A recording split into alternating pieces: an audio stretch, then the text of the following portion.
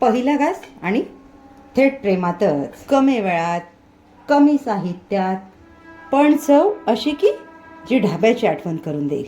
चला तर मग बनवूयात घरच्या घरी ढाबा स्टाईल युनिक अशी रेसिपी. सर्वप्रथम आपण घेतलं 1 वाटी गव्हाचं पीठ. यामध्ये घालून घेऊया चिमूटभर मीठ, अर्धा चमचा तेल.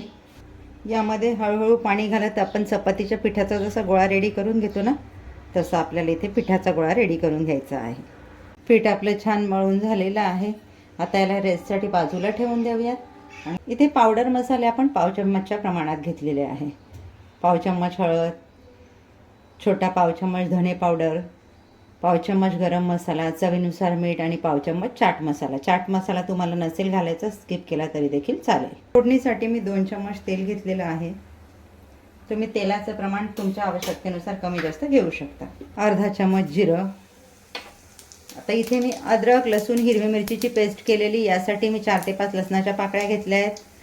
3 ते 4 तिखट हिरव्या मिरच्या, अर्धा इंच आल्याचा तुकडा. ही आपण फोडणीत घालून घेऊया. कच्चेपणा जाईपर्यंत गॅसची फ्लेम कमी ठेवून आपल्याला हे मिश्रण परतून घ्यायचं आहे. मिश्रण आपलं छान परतून झालेलं आहे. यामध्ये घालतोय आपण एक मध्यम आकाराचा बारीक चिरलेला टोमॅटो ही आपल्याला छान मऊसूद होईपर्यंत परतून घ्यायचं आहे. टोमॅटो आपले छान मऊ झालेले आहेत. अद्रक, लसूण, मिरचीच्या मिश्रणात एकजीव झालेले आहेत. आता इथे आपण घालून घेतोय आपले पावडर मसाले. पावडर मसाले घालूनही जरा मिक्स करून घेऊयात. 2 अंडी बॉईल करून घेतलेली आहेत, ती यामध्ये आता किसून घेते.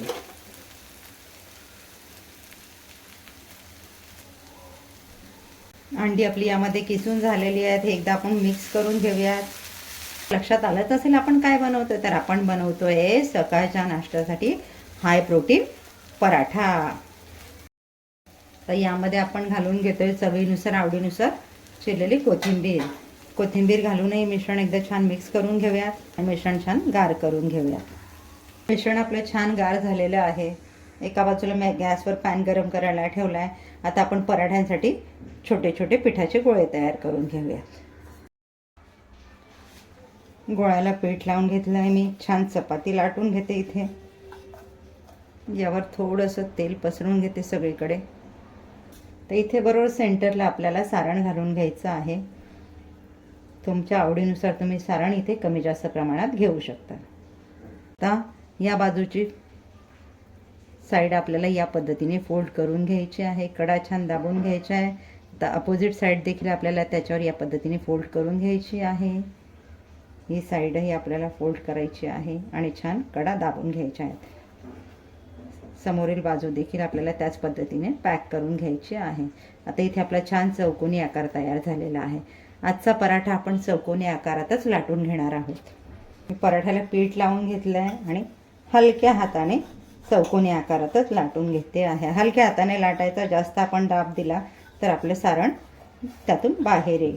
पॅनवर मी तेल घालून घेतलेलं आहे. तेल सगळीकडे पसरवून घेते. पराठा आपला पॅनमध्ये भाजण्यासाठी टाकून घेते. वरूनही आपल्याला पराठ्याला थोडं तेल लावून घ्यायचं आहे.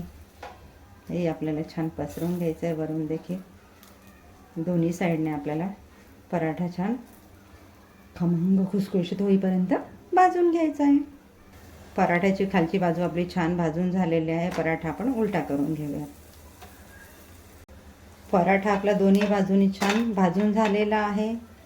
आता याच पद्धतीने मी उर्वरित सर्व पराठे आपले रेडी करून घेते.